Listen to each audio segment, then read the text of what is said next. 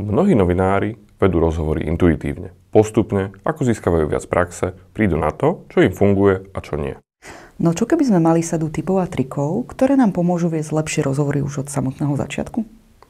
V tomto videu si povieme, ako na dobrý rozhovor a pomôžeme si napríklad aj sociológiou či psychológiou. A zhrnuli sme to do 6 kľúčových rád. Poprvé, nepýtajte sa otázku prečo. Táto rada vás možno prekvapí, otázku prečo je však vhodné klásť uvážene, prípadne sa radšej úplne vyhnúť. Prečo? Je to analytická otázka a ľudia majú tendenciu odpovedať na ňu analyticky, hoci analytici nie sú. Núti ich premýšľať aj nad vecami, o ktorých do danej chvíle vôbec neuvažovali. Respondent nám na ňu odpovie, keďže nám chce vyhovieť, no odpoveď nemusí mať požadovanú výpovednú hodnotu. Prípadne môže byť celkom skreslená a v niektorých prípadoch môže respondenta dokonca popudiť. Samozrejme, aj otázka prečo má v určitých situáciách význam. Napríklad vtedy, keď chceme získať analytické odpovede. Vhodná môže byť, keď sa pýtame experta, rozhovor robíme o jeho téme. Napríklad máme respondentku, ktorá napísala štúdiu o zmenách vnímania migrácie a opýtame sa, prečo začali ľudia na Slovensku negatívne vnímať slovo migrácia? V otázke prečo sa môžeme vyhnúť okľukov a teda dopracovať sa k požadovanej odpovedi, ale trochu inak. Tu je pár príkladov. Prečo ste sa rozhodli odísť z rodnej krajiny versus zaujímalo by ma, aké bolo rozhodovanie o odchode z vašej rodnej krajiny? Čo všetko ste brali do úvahy?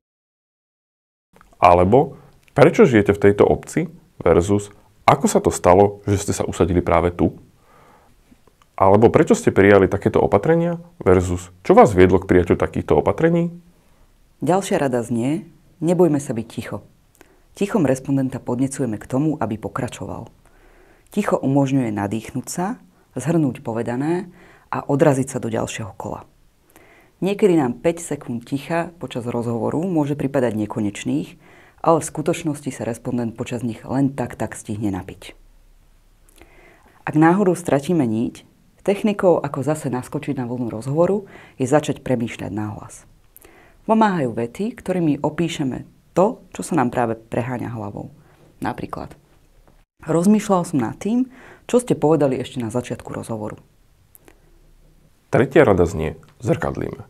Počas rozhovoru nastávajú chvíle, kedy vám respondent či respondentka povie niečo, čo sa vám zdá zaujímavé, no prejde to len jednou vetou. Metódou, ako túto informáciu ďalej rozvíjať, je zrkadlenie. Ako to vyzerá v praxi? Respondent povie vetu.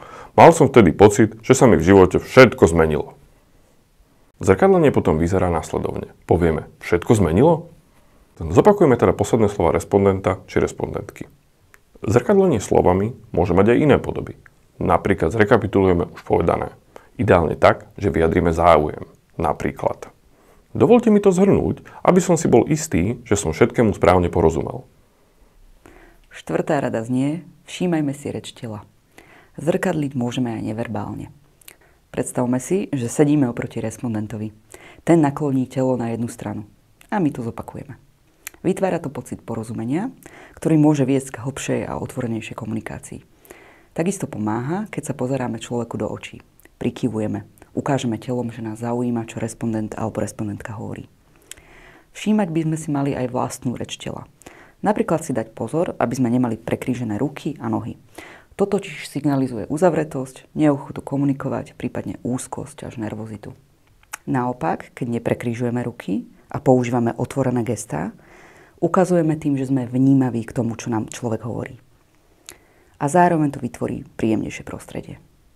Piatá rada, zaujímajme sa o respondenta. Rozhovor bude od začiatku prebiehať hladšie, ak spravíme pozitívny prvý dojem. Môžeme to urobiť tak, že ukážeme záujem o respondentku či respondenta. Napríklad si dobre naštudujeme, odkiaľ je, kde študoval, čomu sa venuje. Respondenta sa môžeme pred začiatkom rozhovoru opýtať, napríklad na poslednú štúdiu, na ktorej pracoval. Alebo pokojne aj na niečo mimo rozhovoru, napríklad či mal dobrú cestu, alebo aký mal víkend. Empatizujme a prejavme záujem aj počas rozhovoru. Tu je niekoľko príkladov. To, čo hovoríte, je veľmi zaujímavé. Musím sa priznať, že som o tom nikdy takto nerozmýšľal. Spraviť takéto rozhodnutie je pre mňa nepredstaviteľné. Muselo to byť pre vás ťažké. A napokon šiesta rada, tá znie používajme príklady a príbehy. Myslíme na to, že rozhovor robíme pre ľudí. Ak respondent rozpráva príliš abstraktne a nezrozumiteľne, dopýtajme sa ho, ako to myslí. Poprosme ho, aby bol konkrétnejší, aby uviedol príklad.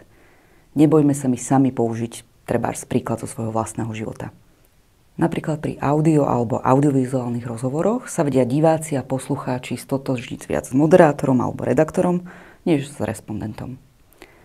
Navyše, príklady a príbehy fungujú, pretože tak máme odpradávna nastavený náš mozog. Storytelling je základom ľudskej komunikácie od nepamäti. Príbehy a príklady vytvárajú v poslucháčkach a poslucháčoch emócie, pomáhajú lepšie si informácie zapamätať, dávajú kontext, vďaka ktorému lepšie chápeme súvislosti. Pozor by sme si však mali dať aj na sugestívne otázky. Cieľom je neprezradiť naše vlastné názory a postoje. Mohlo by sa totiž stať, že respondent by nám chcel povedať to, čo chceme počuť, a nie to, čo si skutočne myslí.